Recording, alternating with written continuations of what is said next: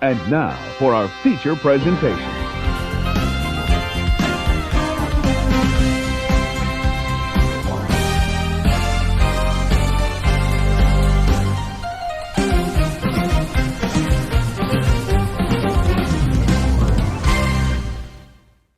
Happy birthday, my fellow black people. Today we're going to be looking at The Princess and the Frog. Me watching this movie was way overdue. Alongside Pocahontas and Raya, this is a Disney princess movie I had not seen. The Princess and the Frog is about Tiana, a black woman who is growing up in the bayou of Louisiana. She dreams of having her own restaurant in honor of her father who taught her how to cook.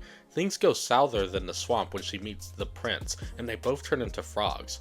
Now they must find a way to turn back into humans for their own personal reasons. The last animated movies I watched prior to this video was Pinocchio, which was exceptionally animated with the time-consuming practice of stop motion, and Puss in Boots: The Last Wish, which added incredible vibrant colors and Spider-Verse-like animation that was eye-popping to watch. As much as I've praised the animation for those two movies recently, Princess and the Frog continues to make me realize how 2D animation is so spectacular and how much I miss it. This is so far the second to last 2D animated movie from Disney, and if there's any aspect I'll remember this movie by, it's how gorgeous it looks. The Louisiana town is so fully realized here.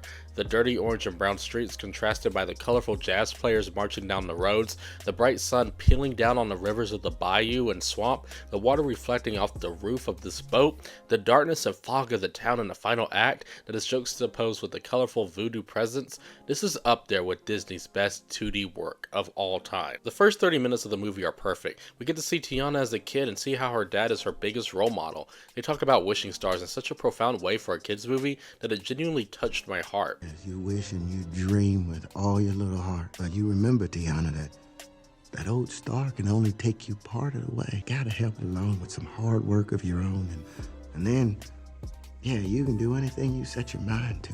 This movie is for kids, but the whole aspect of Tiana being told that someone of her background is better off not buying the restaurant that she worked hard for spoke a lot to me as an adult. Tiana is such a hard worker, and it makes her character extremely likable and rootable. This causes her to bust out one of the best Disney musical numbers I've seen in a while, and it's the best song of the movie. Despite the movie staying in the same art style 90% of the time, this particular number sticks out even more because the scenery changes and fits in with the upbeat hopefulness of the song. Tiana is definitely up there in best Disney princesses. She's written extremely well, and I wanted her to succeed throughout the entire runtime. The villain is memorable because of how dark it gets, and the animation for his shadow was a blast. He's creepy and incredibly sketchy with a smooth voice. These 30 minutes are so perfect. So what about the rest? When the movie turns Tiana into a frog, the movie goes downhill slowly. What started out great just turns it into being good. Tiana and Prince Naveen relationship gets me enough to care just slightly, but I couldn't grasp onto it fully because it gets mixed together with a muddled middle section of the movie. We're introduced to Louise, an alligator who wishes to play the trumpet publicly. While I didn't care about his ambitions nearly as much as Tiana, his character is nice and serviceable. He gives off a good song that shows how beautiful the water is animated in this movie. Then we're introduced to Ray the Firefly, and that's when the movie really drowned my love for this film. So earlier I mentioned how this was a kids movie, but the best part were the adult aspects of Tiana and her dream.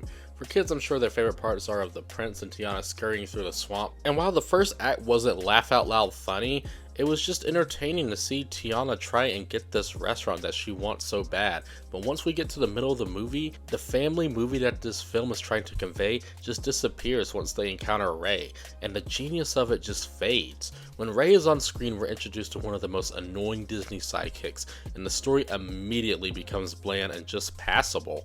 This whole segment with the frog hunters had me so uninterested, it just feels like slapstick filler. Yeah, we get another good song with Mama Odie, but the damage at the start of the middle act was already beyond repair because of how different tonally both acts are. The first act has this serious but also sweet story about Tiana wanting to buy and get her own restaurant, and then we get some of the worst jokes in any Disney movie, and it all just falls completely flat in the middle segment.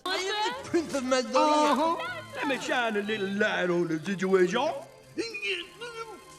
You mean? If it was just the alligator sidekick, then I think the movie would have gotten a higher score than the one I'm gonna give it. So once we get deep into the middle act, any antics that are supposed to bring the two main characters together just feels forced and uninteresting. It sucks because I really wanted to love this movie, because I started out loving it and then it starts to disappear when the story became bland and murky, just like swamp water. Ending is incredibly heartfelt and touching though. The villain's death is memorable and one of my favorite downfalls of any Disney antagonist yet.